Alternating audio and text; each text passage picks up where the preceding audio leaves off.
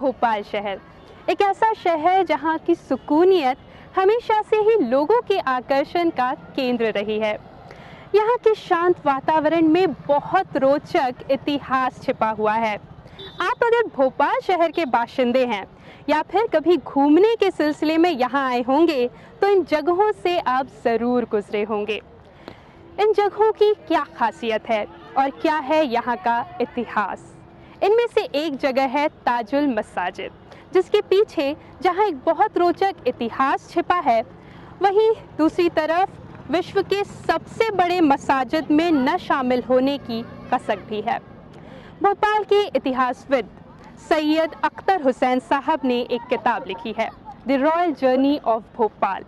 इसमें लेखक ने तस्वीरों के जरिए भोपाल के 1000 साल पुराने इतिहास को समेटने की कोशिश की है।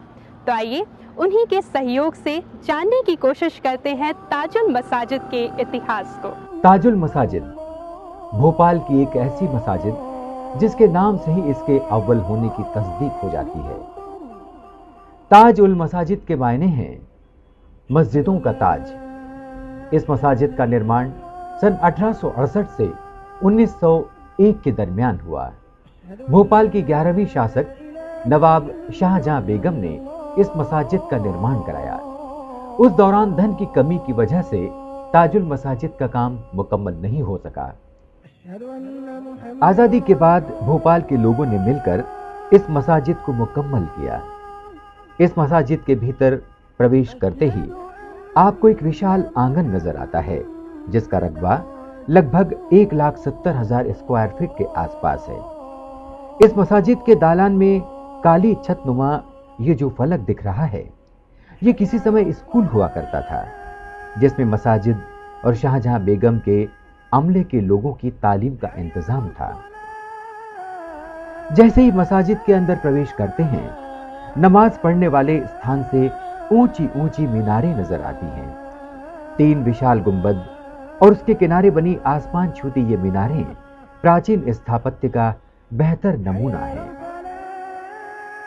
मसाजिद के चारों ओर दीवार का निर्माण इस सोच के साथ किया गया था कि इस पर खड़े होकर न सिर्फ मसाजिद को निहारा जा सकता है, बल्कि बीते दौर में यहां खड़े होकर दुश्मनों पर नजर भी रखी जा सकती थी। इन दीवारों पर बनी हुई मेहराबें देखकर इस बात का पता चलता है कि मसाजिद के निर्माण के दौरान हर कोने पर बारीकी से ध्यान दिया गया है। जब आप मसाजिद में गुंबद के नीचे बने हॉल में जाएंगे तो आपको यहां बने स्तंभों में मुगल काल की बेहतरीन कशीदाकारी देखने को मिल सकती है। ये आकृतियां इस कदर बराबर नजर आती हैं, जिसे देखकर लगता है गोया बनाने वाले ने किसी स्केल से मापकर इन डिजाइनों को तैयार किया है। ये वो दीवार है जिसके पीछे बैठकर औरतें नमाज अदा किया करती थी। दीवार में बनी इस स्लॉटेड आर्किटेक्चर को बनाए जाने के पीछे वजह यह थी कि नमाज अदा करते वक्त अंदर आवाज पहुंचे, लेकिन इस तरफ से कोई अंदर झांक ना सके। ताजुल मसाजिद को देखकर कई बार ऐसा लगता है जैसे आप ताजमहल को देख रहे हैं। खासकर जब इन जालियों पर नजर जाती है तो यह एहसास और पक्का हो जाता है। ये जालियां हूबहू ताजमहल में लगी जालियों का नमूना पेश करती हैं। ताजुल मसाजिद को विश्व की बड़ी मस्जिदों में जगह तो मिली है, लेकिन इसे अव्वल नहीं रखा गया। के मुकर्रमा में काबे शरीफ और मदीना मुनव्वरा में मस्जिद नबवी को छोड़कर दुनिया में जितनी बड़ी मस्जिदें हैं, उनमें भोपाल की इस ताजुल मसाजिद को 6ठा नंबर है रकबे के हिसाब से।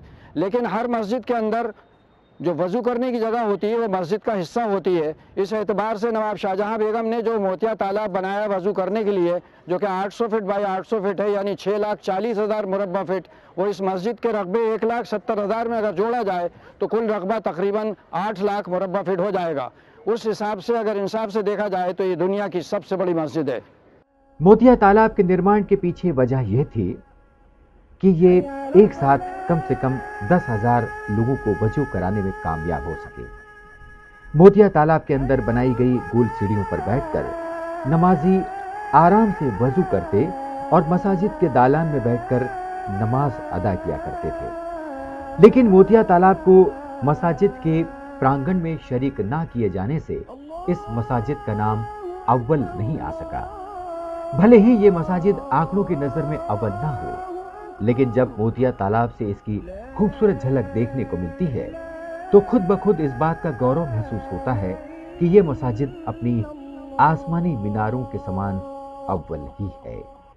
ताजुल मसाजिद से जुड़े इतिहास को तो हमने जान लिया। आइए अब हम आपको लेकर चलते हैं विश्व की सबसे छोटी मस्जिद की ओर। जी हाँ, ये एक सुखद संयोग है कि सड़क के इस ओर जहां हम विश्व के सबसे बड़े मस्जिदों में से एक की बात कर रहे हैं, वहीं सड़क के उस तरफ विश्व की सबसे छोटी मस्जिद है, यानी 2.5 सीढ़ी मस्जिद। तो आइए चलते हैं 2.5 सीढ़ी मस्जिद की तरफ। अल्लाहु अकबर,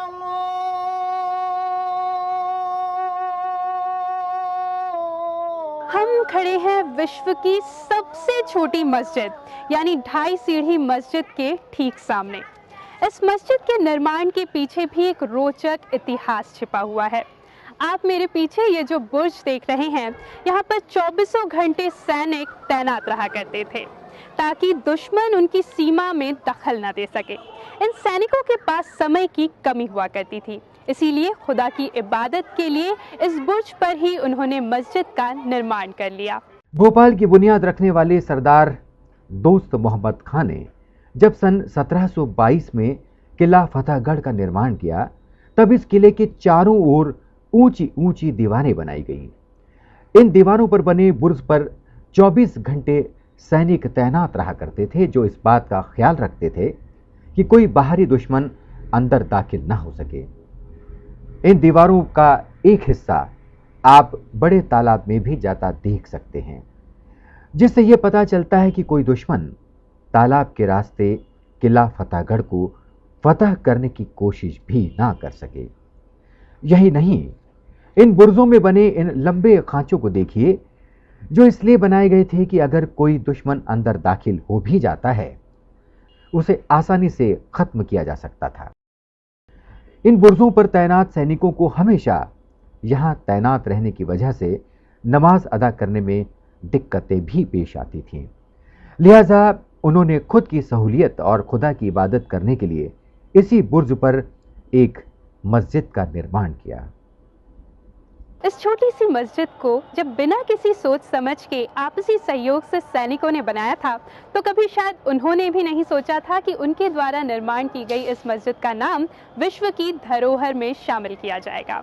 और इत्तेफाक की बात देखिए, उसके कुछ ही सालों बाद इस मस्जिद के ठीक सामने निर्माण हुआ एक ऐसे मसाजिद का जिसका नाम विश्व की सबसे बड़ी मसाजिदों में शुमार हो गया। और आज विश्व की ये धरोहरें एक दूसरे के सामने खड़े होकर गौरव के साथ एक दूसरे को निहार रही हैं।